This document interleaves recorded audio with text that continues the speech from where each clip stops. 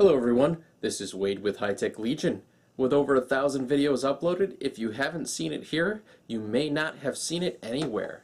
In this video, I'm going to be giving you an overview of the MSI FM2-A85XMA-E35 Micro ATX motherboard.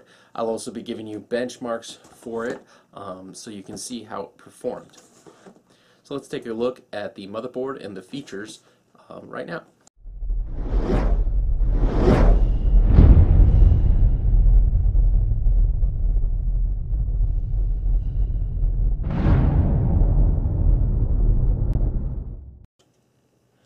So here we have a closer look at the motherboard itself.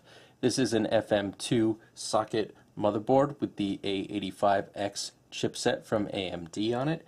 It is Micro ATX, a Micro ATX form factor, and it also has USB 3.0 and SATA 6 gig on it.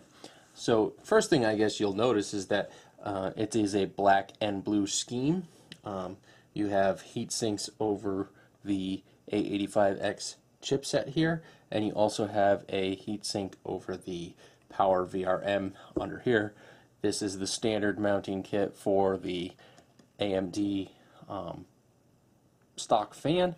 So if you're using water cooling, most of the time you got to pull this off with the 4 screws and put the custom bracket on. For PCI Express slots, you've got one PCI Express 2.0 X16 slot and 2 X1 slots, as well as a legacy PCI slot if you have an old audio card or something else that you might need to put into a regular PCI slot. Along the edge here we've got HD audio, as well as USB 3.0, USB 2.0, 2 headers for those. You have your front panel connectors, as well as your speaker connection, even though there's a buzzer built right into the motherboard. You have your system fan, which is a 4-pin PWM connection, as well as your 24-pin ATX. Behind that, you have a parallel port header and a TPM module header along this edge, as well as a COM port header next to that. You've got 2 DIMM slots that support up to 2133 megahertz memory, and then on the top edge you've got a CPU fan connection, which is also a 4-pin PWM connector, as well, and 4-pin power connector for the CPU power. Next to the socket, sort of in the middle here, you've got another 3-pin fan connector that can be used. But that's it for fan connections. Really, you've only got 3, but being a Micro ATX board, you're probably going to put it in a smaller case and not really going to have more than that for fans. So this does have OC Genie 2 from MSI on it. It also has their Click BIOS 2 on it, and it does support Trinity and Richland CPUs from AMD. In particular, when we tested this, we used the A10-6800K from AMD, which is one of the new Richland chips. It did require a BIOS update to version 2.0 to get it to accept that chip.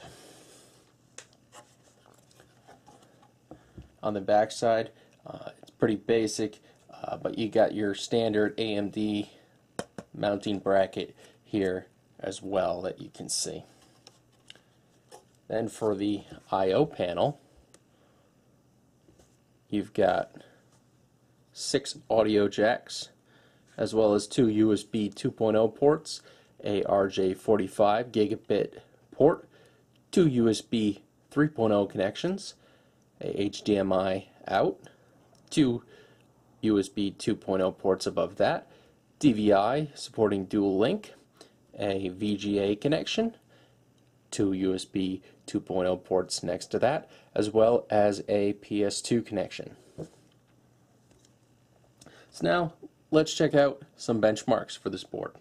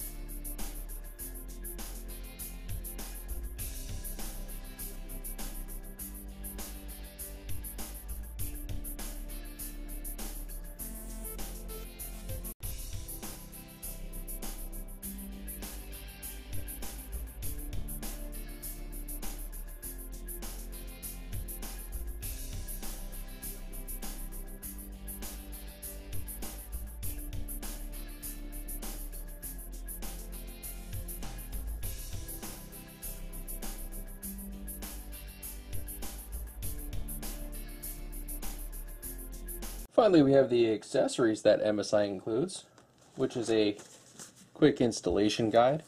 One thing to definitely take note of in here is that they have the front panel connections, which show you all the positive and negatives for your front panel in here. You've also got a full manual if you need any more information on how to install things into this board. You get two SATA 6 cables here, 6 gig cables here. They both have one angled end and one straight end and are locking on both sides. You've got a DVD here with the drivers and utilities for this board, as well as the I/O shield for the back of the case.